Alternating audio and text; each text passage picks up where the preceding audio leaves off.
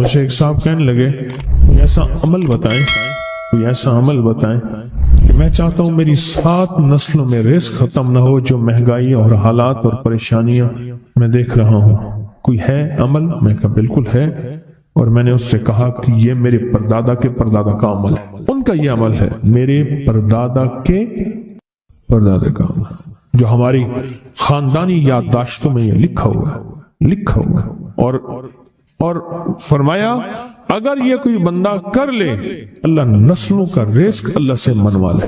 اور میں نے اس سے کہا خیال کرنا، رزق کے روحانی ساتھ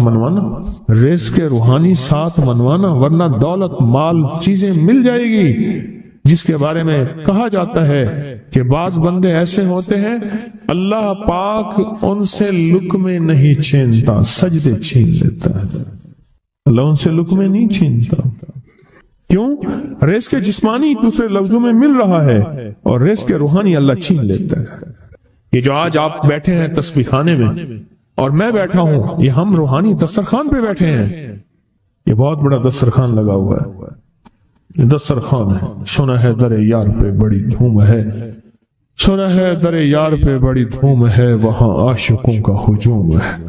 یہ روحانی دسترخوان ہے، میں بھی خود محتاج ہوں، یہ روحانی دسترخوان ہے۔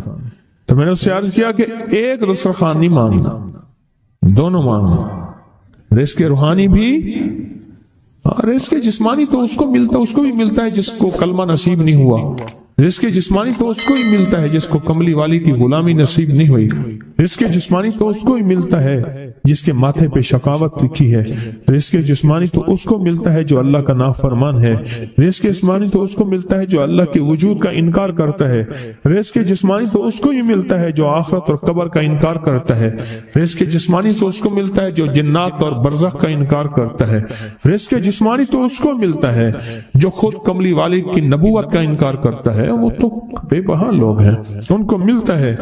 پر تجھے بھی صرف رزق جسمانی ملا اور اللہ سے یہ منوا لیا، نہ یہ نہ منوانا، اللہ سے کہنا ہے اللہ رزق روحانی بھی دے اور رزق جسمانی بھی دے، 2 رزق کٹھے عطا فرما، کون سا رزق؟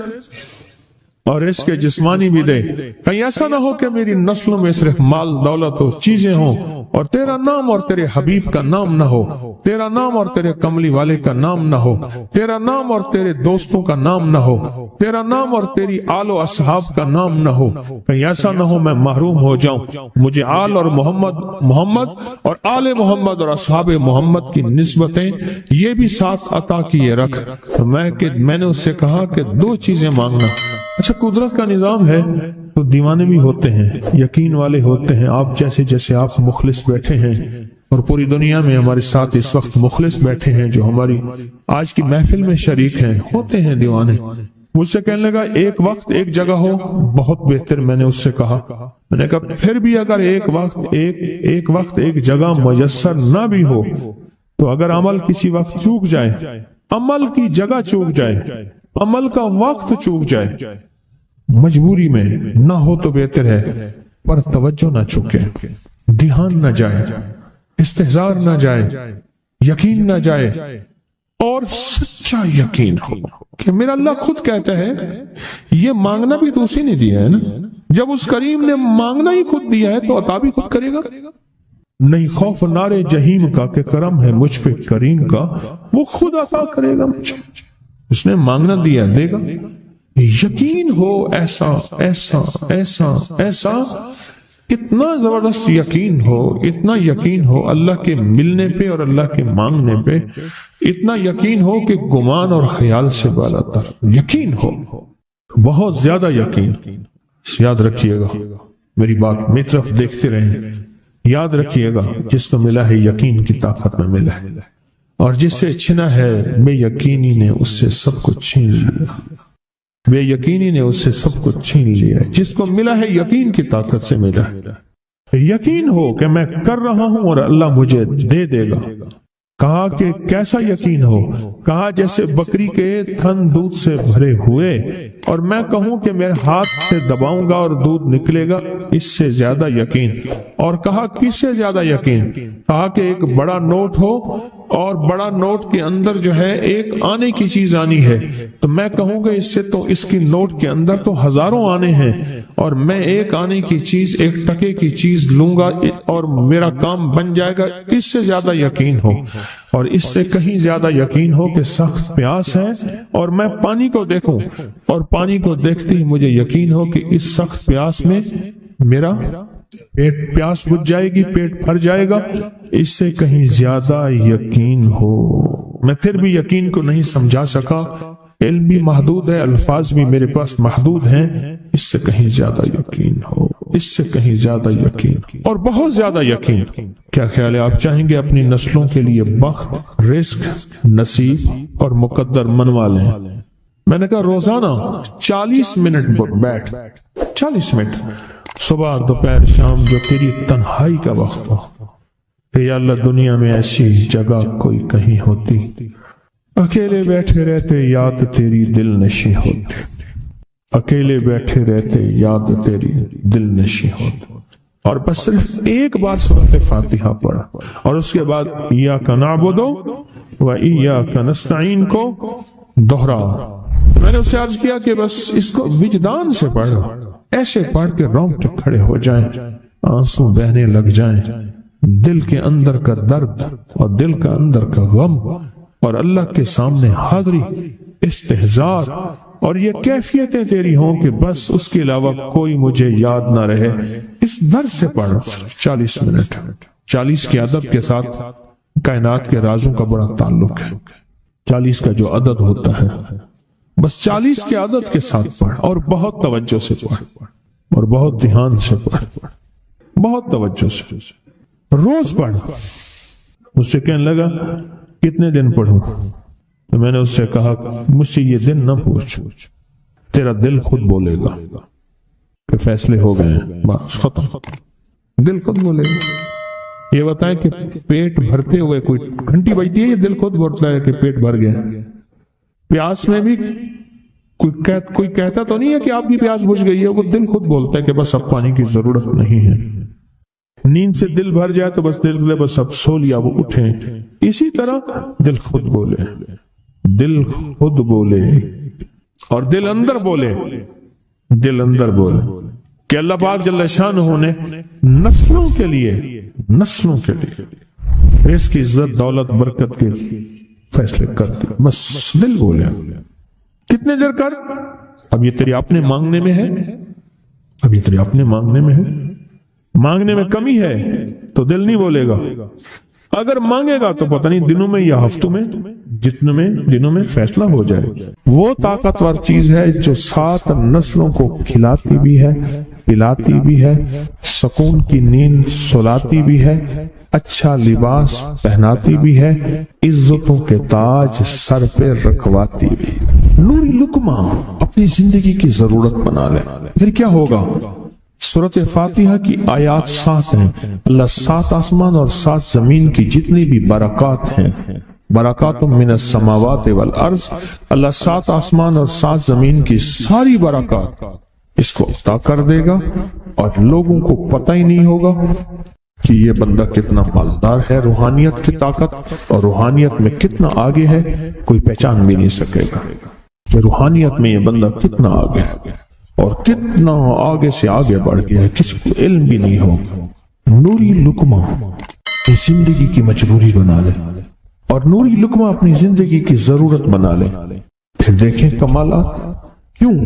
فرمائے جو سارے قرآن میں ہے، جو سارے قرآن میں ہے، جو سارے قرآن میں ہے، آنکھیں کھل جائیں۔ یہ سورۃ فاتحہ نماز کھانے کے دوران پڑھنے والا یہ اہل نظر میں ہے، اس کی نظر وسیع ہو جاتی ہے، یہ اہل کشف ہوتے ہیں، ان کی دل کی آنکھیں کھل جاتی ہیں، یہ فرشتوں کو دیکھتے ہیں، یہ انسانوں کے دلوں میں جھانک لیتے ہیں، یہ کائنات کے راز پڑھ لیتے ہیں، کائنات کے راز پڑھ لیتے ہیں۔ اللہ پاک ان کے سامنے جنات آنکھوں سے دکھاتا ہے، حتیٰ کہ یہاں تک کہ اللہ قبر کے راز بھی ان کے اوپر کھل دیتے ہیں۔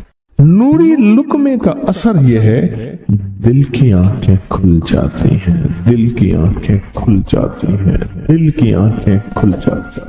یہ نور لقمے کی تاثیر ہے۔ چہرے کی آنکھیں تو سب کے پاس ہیں، دل کی آنکھیں سب کے پاس نہیں، دل کی آنکھیں سب کے پاس نہیں، چہرے کی آنکھیں سب کے پاس ہیں، دل کی آنکھیں سب کے پاس نہیں۔ نوری لقمے کی یہ تاثیر ہے کہ دل کی آنکھیں کھل جاتی ہیں اور دل کی دنیا آباد اور دل کی دنیا شاد اور دل کا وہ بندہ بامراد بن جاتا ہے جو نوری لقمے اپنی زندگی میں شامل کرتا ہے۔ اور نوری لقمے سورۃ فاتحہ، اور کتنی بار؟ اچھا، یہ سورۃ فاتحہ بیماریوں کا علاج۔ صحابہ کرام فرماتے ہم جا رہے تھے، کوئی ایک سردار تھا، اس کو بچھو نے کاٹ لیا اور اس کو چیخ رہا تھا بیچارہ، فرمایا سانپ کا کاٹا سوئے، بچھو کا کاٹا روئے۔ میرے پاس ایک سانپ کا کاٹا آیا تھا، غنودگی میں تھا، بہت غنودگی میں سے سوتا تھا، اور میں نے کہا اس کو سونے نہ دے، خیال نہ کیا انہوں نے، ادھر سے ہٹا تو بندہ ختم ہو گیا، سانپ کا کاٹا۔ ہمارے ایک والد صاحب رحمۃ اللہ علیہ کے تھے ملک عبد الرحمن ڈوڈی، تو لائے تھے، تو کہنے لگے اس بچھو کے کاٹے کا علاج، صحابہ کرام نے 7 بار سورۃ فاتحہ پڑھ کے اس پہ دم کر اور وہ ٹھیک ہو گیا۔ اور میں جب سورۃ فاتحہ عرشوں سے زمین پہ آئی، نازل ہوئی، ایک گونج اٹھی، ایک آواز آئی، اور میں اللہ سے آج وہ چیز زمانے پہ زمین پہ نازل کی ہے جو اس سے پہلے کبھی آئی نہیں تھی اور جو اس کے بعد کبھی آئے گی نہیں، اس سے پہلے کبھی آئی نہیں تھی، اس کے بعد کبھی آئے گی۔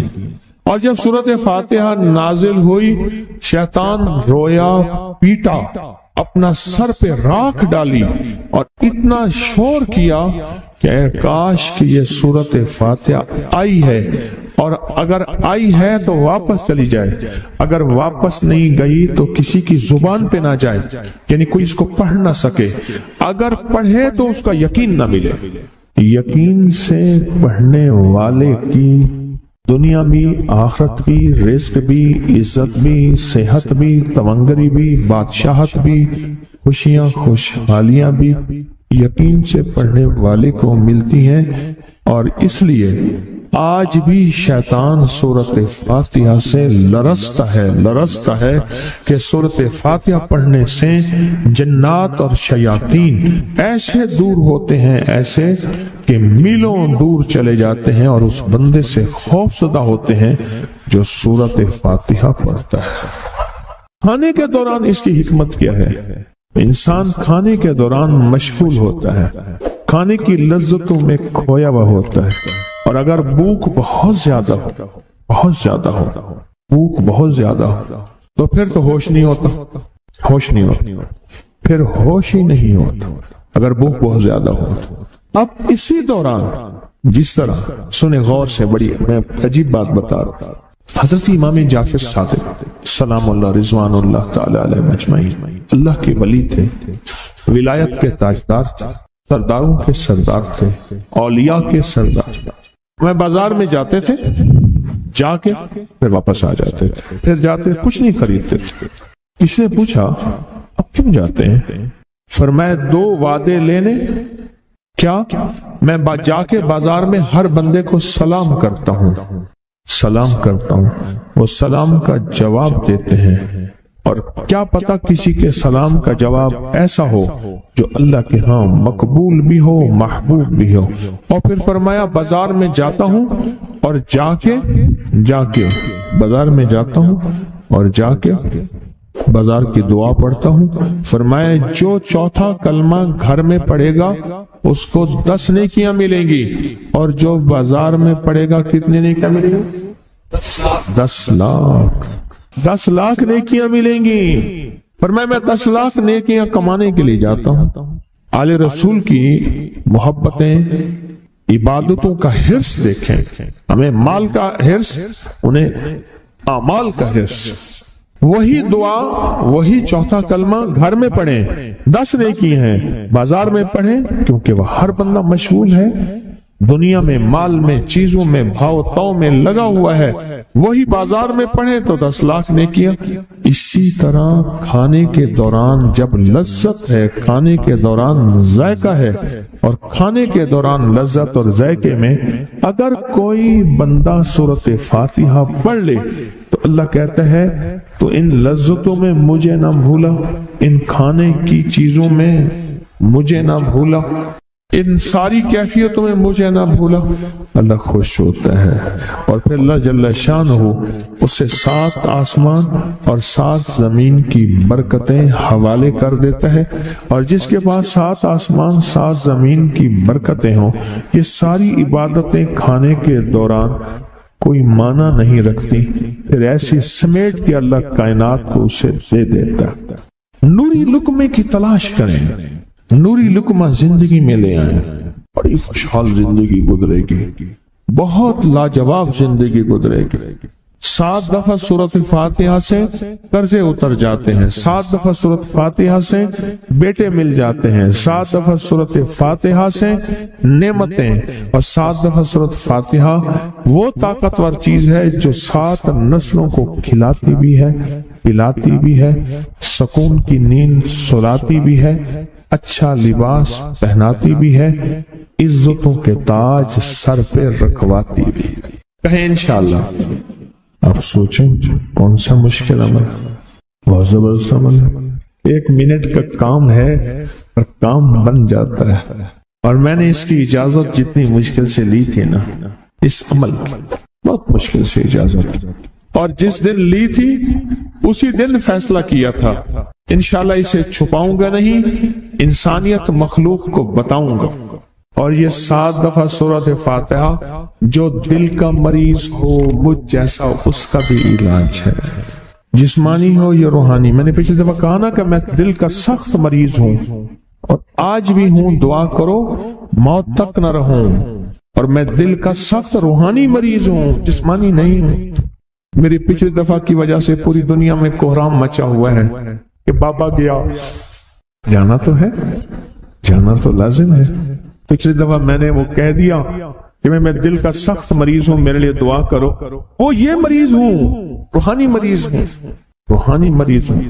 تو یہ بیماری جو دل کی بیماری ہے نا، اس کا بھی علاج ہے، روحانی ہے یا جسمانی۔ جیسے میں دل کی روحانی بیماریوں کے بارے میں نے آپ کو کہا، میں سخت مریض ہوں دل کا، اللہ کرے اس کا مرض کا علاج ہو جائے۔ تو کھانا کھاتے ہوئے میرے دل کے لیے بھی آپ دعا کریں گے کہ اللہ بھی میرے دل کو ٹھیک کر دے، اللہ بھی ٹھیک کر دے۔